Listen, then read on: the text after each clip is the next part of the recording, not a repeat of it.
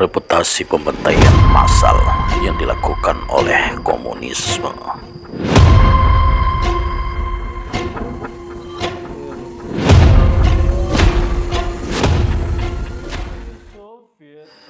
Sejarah mencatat bahwa pembantaian yang dilakukan komunis ketika mereka berada di atas angin bukanlah isapan jempol. Itu terjadi sejak awal komunis berdiri sampai puluhan tahun hingga akhirnya ideologi ini mulai ditinggalkan. Kekejaman komunis terlihat dari masuknya 4 tokoh komunis, yaitu Stalin, Mao Zedong, Lenin, dan Pol Pot ke dalam 10 tokoh terkejam di dunia versi majalah Publisher. Revolusi Bolshevik yang dipimpin oleh Lenin pada tahun 1917 berhasil menjatuhkan Tsar Nicholas II dan mendirikan negara komunis. Memang berhasil tanpa banyak menumpahkan darah, karena saat itu dunia masih buta dengan apa sebenarnya konsep komunisme itu. Sehingga revolusi tersebut didukung penuh militer dan nyaris tanpa perlawanan. Banyak yang mengira komunisme adalah jalan keluar bagi Rusia untuk lepas dari kelaparan dan kehancuran setelah dilanda kesulitan berkepanjangan akibat Perang Dunia I. Akan tetapi ketika ternyata tidak banyak terjadi perubahan, maka mulai ada pemberontakan dan perlawanan terhadap pemerintahan komunis. Ketika mulai ada perlawanan, baru komunisme menunjukkan jati dirinya sebagai ideologi yang tak segan-segan menghabisi siapapun lawannya. Ketika kebijakan komunisme mulai diterapkan Lenin, jutaan korban berjatuhan. Wikipedia mencatat 5 juta orang tewas akibat kebijakan Lenin selama menerapkan kebijakan komunisme, terutama akibat kelaparan. Puncak pembantaian komunisme di Rusia terjadi pada masa pemerintahan Stalin pengganti Lenin. History Channel mengungkap bahwa Stalin sudah membunuh sekitar 20 juta orang pada masa pemerintahannya. Kira-kira hampir setara dengan jumlah orang yang menjadi korban Hitler. Bagi Stalin, kematian rakyat hanya masalah statistik belaka. Sebagaimana dikutip dari kata-kata yang terkenal, "The death of one man is tragedy. The death of million is a statistic." Kematian satu orang adalah tragedi. Kematian jutaan orang hanyalah statistik saja. Tak heran Stalin begitu entengnya membunuh jutaan orang.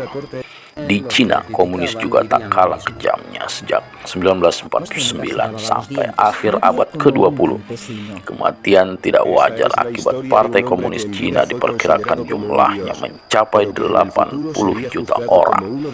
Jumlah korban yang 2 kali lebih banyak daripada korban Perang Dunia. Dari 80 juta orang ini, 40 juta orang mati kelaparan hanya dalam waktu 2 tahun saja.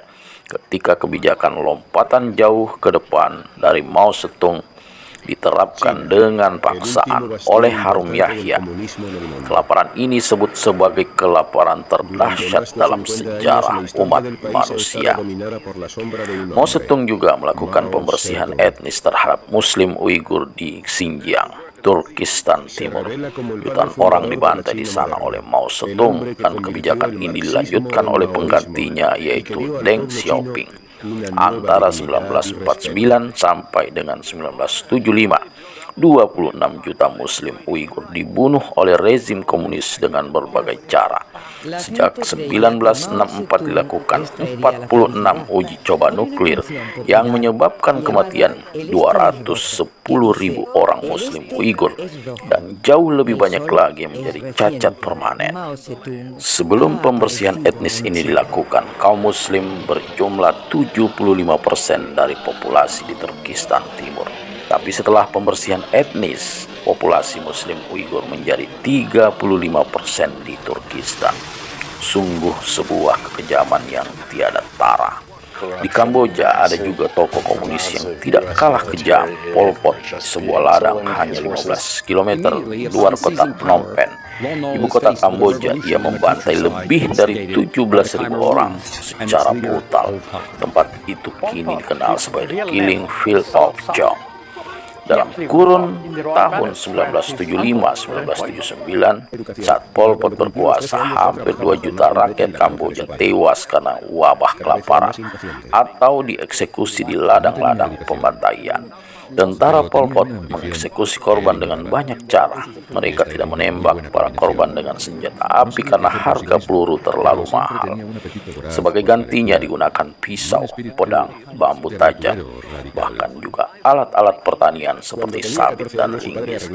Untuk korban anak-anak, cara eksekusinya lebih mengerikan. Tentara Pol Pot menghabisi nyawa bocah-bocah tak berdosa dengan membenturkan kepala korban ke batang pohon besar sampai remuk. Tampaknya kisah-kisah ini cukup menggambarkan reputasi komunisme ketika berkuasa. Semoga bermanfaat. Sekian, terima kasih.